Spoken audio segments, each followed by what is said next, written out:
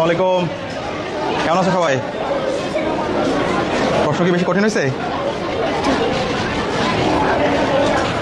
প্রশ্ন কেমন হয়েছে? ভালো হয়েছে না? এর আগে কি বৃত্তি পরীক্ষা দিছো? এটা প্রথম? ভালো লাগতেছে?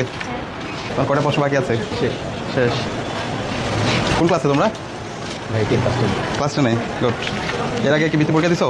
না ভাই, এটা ক্লাস ভালো লাগতেছে? জুলাই রেভলিউশনের উপর কোয়েশ্চেন আসছে না? হ্যাঁ, প্যারাগ্রাফ আছে। ও, কত মার্কসের এটা? 4 মার্কের। ঠিক আছে, অনেক ভালো লিখছো।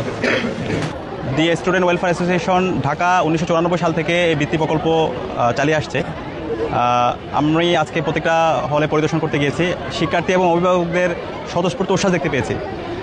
আমাদের এই সমাজে যদি আমরা গুণীজন তৈরি করতে চাই, সুপ্ত প্রতিভাগুলোকে যদি আমরা বিকশিত করতে চাই, তাহলে আমাদের এই ধরনের বৃত্তি প্রকল্পগুলো সারা দেশের প্রত্যেকটা জেলা হওয়া দরকার। তো আমরা স্টুডেন্ট ওয়েলফেয়ার অ্যাসোসিয়েশনকে ধন্যবাদ জানাচ্ছি এই অসাধারণ উদ্যোগ গ্রহণ করার জন্য, আগামীর প্রজন্ম তৈরি করার জন্য যে অসাধারণ উদ্যোগ। এটার সাথে যারা জড়িত আছে সকল উপদেষ্টা, শিক্ষক মণ্ডলী এবং অর্গানাইজারকে আমি ঢাকা বিশ্ববিদ্যালয় কেন্দ্রীয় ছাত্র সংসদের পক্ষ থেকে আন্তরিক মোবারকবাদ জ্ঞাপন করছি। এবং আমরা যদি আমাদের এই জাতিকে উচ্চতার স্বর্ণশিখরে আরোহণ করতে চাই, তাহলে আমাদের যারা নতুন প্রজন্ম আছে তাদেরকে তৈরি করতে হবে, তাদের মধ্যে একটা কম্পিটিটিভ মাইন্ডসেট তৈরি করে দিতে হবে। সেই কম্পিটিটিভ মাইন্ডসেট তৈরি করে দেওয়ার জন্য এবং আগামীর জন্য তাদেরকে প্রস্তুত করার জন্য আজকের যে আয়োজন, সেই আয়োজন নিঃসন্দেহে অসাধারণ একটা উদ্যোগ। এই ধরনের উদ্যোগের সাথে গভর্নমেন্টের এখানে সংযুক্ত হওয়া দরকার। এর পাশাপাশি প্রাইভেট যে অর্গানাইজেশনগুলো আছে, যারা ব্যবসায়ী আছে, আমি মনে করি তাদেরকেও এখানে সম্পৃক্ত হওয়া দরকার। শিক্ষার্থীরা লিখছে, তাদের থেকে জিজ্ঞেস করছিলাম পরীক্ষা কেমন হলো, তারা বলছে খুব ভালো। এবং একই সাথে জিজ্ঞেস করছিলাম তোমাদের এই পরীক্ষাটা প্রথম কিনা, অনেকের প্রথম পরীক্ষা। তো এই ধরনের আয়োজন কিন্তু আমাদের হয় না, যে কারণে শিক্ষার্থীদের যে অভিজ্ঞতা আমরা উন্নত দেশে দেখতে পাই, সেটা যদি আপনি যান টার্কি, মালয়েশিয়া, ইন্দোনেশিয়া, আমাদের পার্শ্ববর্তী দেশগুলোতে, ভারতে যদি দেখতে পান, এরকম বাচ্চাদেরকে নিয়ে প্রতি সপ্তাহে গ্রুমিং প্রোগ্রাম হয়। তো আমাদের এই দেশে এই ধরনের প্রোগ্রামগুলো খুব কম আয়োজন হয়। এই স্কলার অ্যাসোসিয়েশনের মতো যদি আমরা প্রত্যেকটা জেলায় এই ধরনের আয়োজন করতে পারি, তাহলে কিন্তু এই বাচ্চারা আগামীর জন্য প্রস্তুত হয়। আমি যখন প্রশ্নগুলো দেখছিলাম, এখানে ক্লাস 3 থেকে ক্লাস 10 পর্যন্ত স্টুডেন্টরা আছে, এখানে প্যারাগ্রাফ দেওয়া হয়েছে জুলাই রেভলিউশনের উপরে। তো আজকে দেখেন, জুলাইয়ের 1 বছর হয়ে গেল, আমরা কিন্তু জুলাইয়ের স্মৃতিগুলো ভুলে যাচ্ছি, শহীদদের আকাঙ্ক্ষার কথাগুলো ভুলে যাচ্ছি।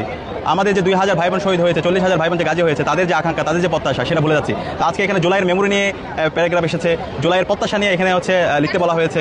তো এই ধরনের যে নতুন প্রজন্মের মধ্যে জুলাইয়ের আকাঙ্ক্ষা, জুলাইয়ের প্রত্যাশা, সেটাকে নতুনভাবে পুনরুজ্জীবিত করা, এই আয়োজনে এটা সম্পৃক্ত করার জন্য আমি স্টুডেন্ট অ্যাসোসিয়েশনকে আবারও ধন্যবাদ জানাচ্ছি। এবং আমরা আশা করবো আমাদের যে কারিকুলাম, সেই কারিকুলামে আমাদের এই জুলাইয়ের শহীদদের স্মৃতিগাথাগুলো থাকা দরকার। জুলাইয়ের আমাদের আবু সাইদ, শহীদ ওয়াসিম, শহীদ শান্ত, শহীদ আলী রায়হান, এবং তারা যে জন্য জীবন দিয়েছে, তাদের প্রত্যাশা, তাদেরকে নিয়ে উপন্যাস হওয়া দরকার, তাদেরকে নিয়ে গল্প হওয়া দরকার, তাদেরকে নিয়ে নাটক হওয়া দরকার। এটা যদি না হয়, সাংস্কৃতিকভাবে যদি আমরা জুলাইকে প্রাসঙ্গিক করতে না পারি, তাহলে আমাদের এই জুলাইয়ের স্মৃতিগুলো ভুলে যাবে। মুজিববাদী যে কালচার আছে, সেটা আবার এখানে চাপিয়ে দেওয়া হবে। বিগত সময় আমরা দেখতে পেয়েছি এবং এখন পর্যন্ত আমাদের এই কারিকুলামে এই মুজিববাদী যে কালচার, সেই কালচারগুলো এখন পর্যন্ত আমাদের হিস্ট্রিতে থেকে গেছে।